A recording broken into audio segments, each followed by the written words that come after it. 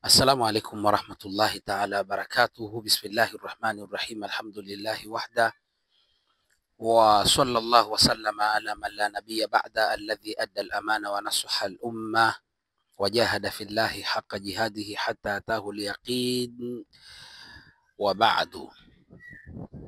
Na wapenzi watazamaji wa channel ya Mponda Media, karibuni sana katika mwendelezo wa darasa zetu. Leo tutazungumzia khamsatu asrari fi ayatil kursiyi.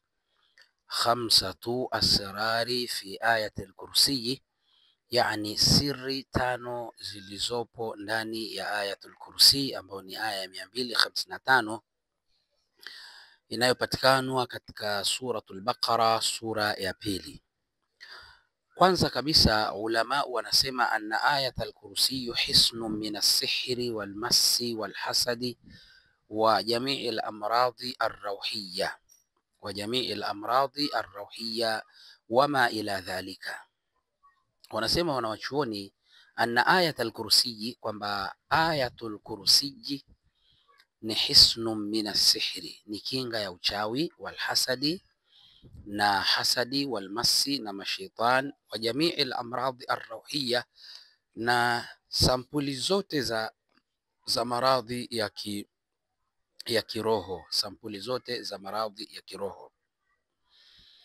Wanasema takhafu min as-sihri, takhafu min al-massi, takhafu min al-hasadi, takhafu min jamii al-amradi wama ila dhalika, alaika bi ayatil kursi. Wanasema kama unaofia sihri, uchawi, unaofia hasadi, unaofia mashaitan, unahofia maradhi ya sampuli zote, wanasema alaika bi ayatil kursi, basi jitahidi sana kuisoma ayatu al-kursi.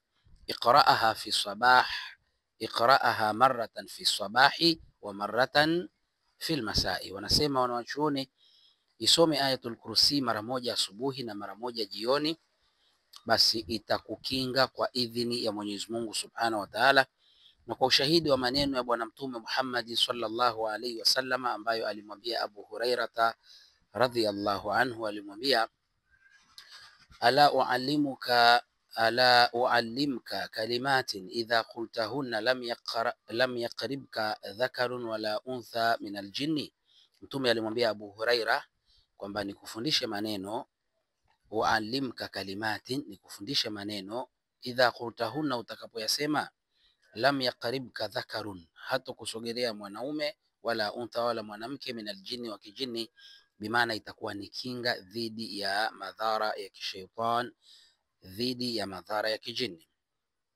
Abu Huraira radhiyallahu anhu akasema, wama haulai alkalimat, wama haulai alkalimat, ni maneno yapi hayo ya Rasulullah? Mtume akamwambia ayatul kursi, iqra'aha inda kulli sabahi wa masai, iqra'aha inda kulli sabahin wa masai.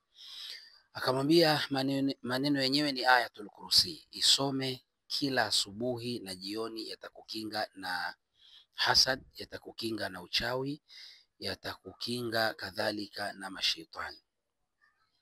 Kwa hivyo iqra ayatul kursi alaika wa ala auladika wa ala malika wa ala kulli ma yakhusuka, jisomee wewe mwenyewe ayatul kursi, jishike kichwa subhi na jioni, jisomee ayatul kursi, wasomee watoto zako ayatul kursi, isomee mali yako, nyumba zako, magari yako, mashamba yako, duka lako, lisomee ayatul kursi. Mwenyezi Mungu Subhanahu wa Ta'ala atalikinga na atalihifadhi.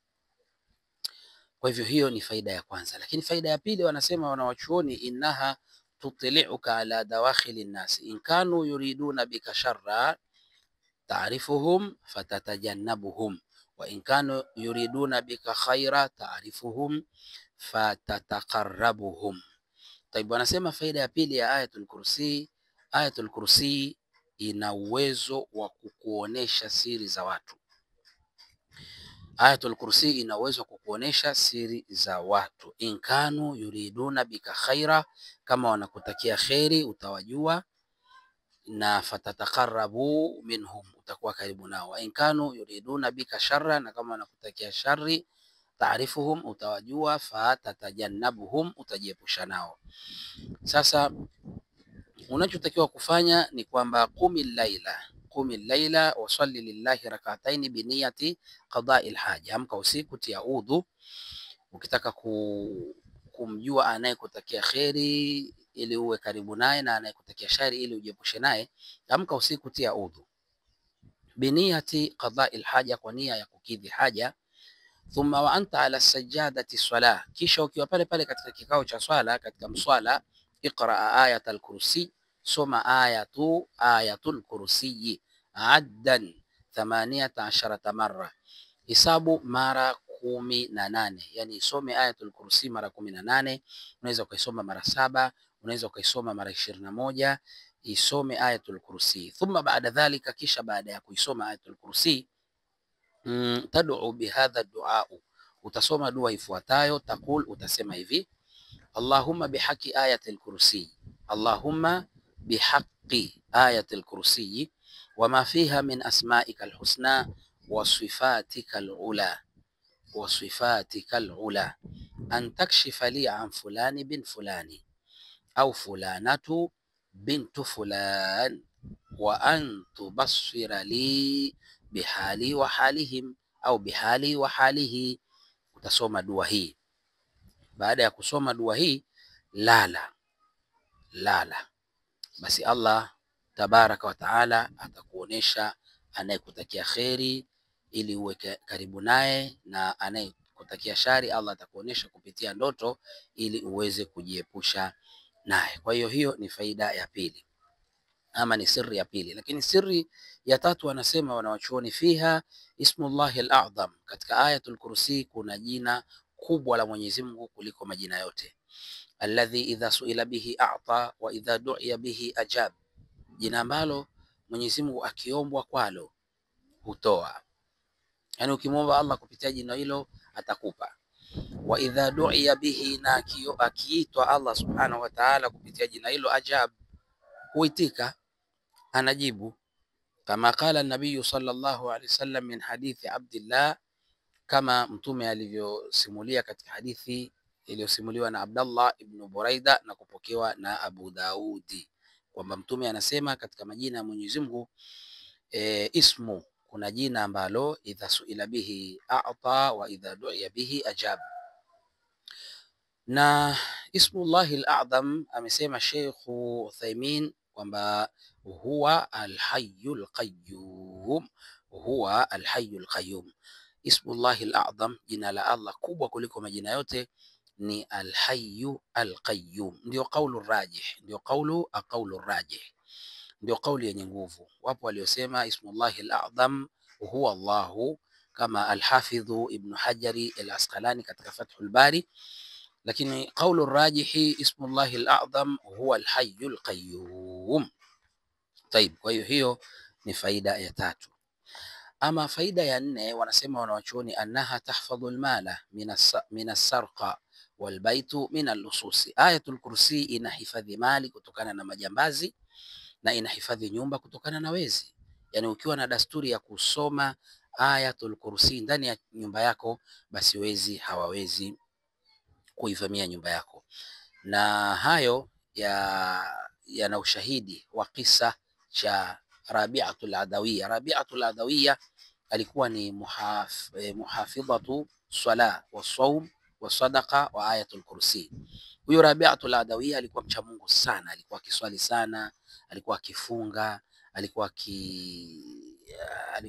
akitoa sana sadaqa, lakini pia alikuwa akipenda sana kusoma ayatul kursi, Rabi'atul Adawiyya. Sasa siku moja alipewa zawadi ya kitambaa cha hariri. Mwizi akaona wakati Rabi'atul Adawiyya anapewa kile kitambaa, akavizia usiku wakati Rabi'atul Adawiyya amelala, akaingia yule mwizi mule ndani, kuingia akachukua kile kitambaa.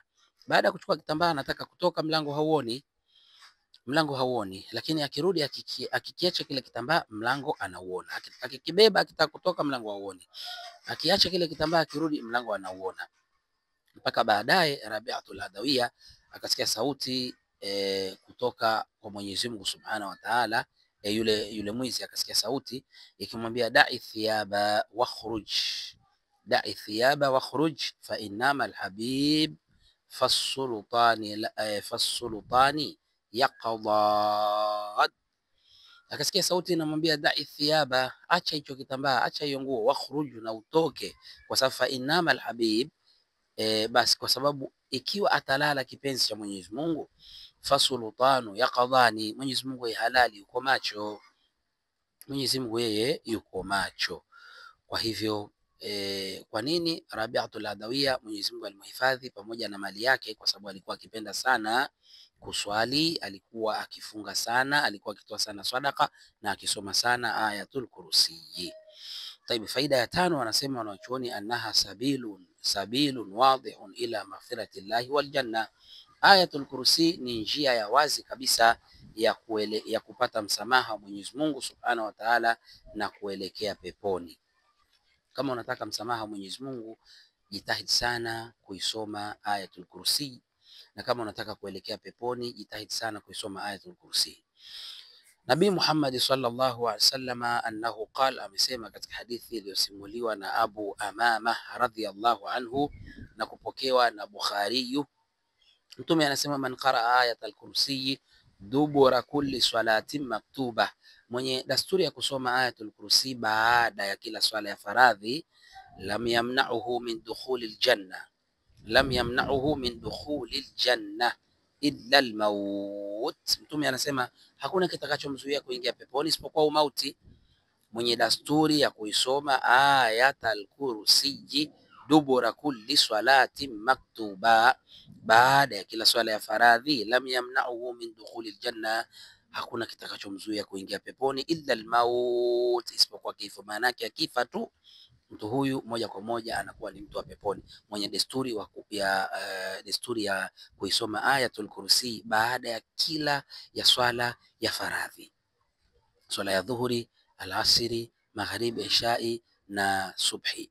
Kwa hivyo wapenzi watazamaji, hizo ni asraru Ayatul Kursi, siri za Ayatul Kursi na faida za Ayatul Kursi na zawadi ambazo Allah Ta'ala ametupa kupitia Ayatul Kursi. Wallahu Ta'ala a'lam, Allah ndiye mjuzi zaidi. Assalamu alaikum warahmatullahi wabarakatuh.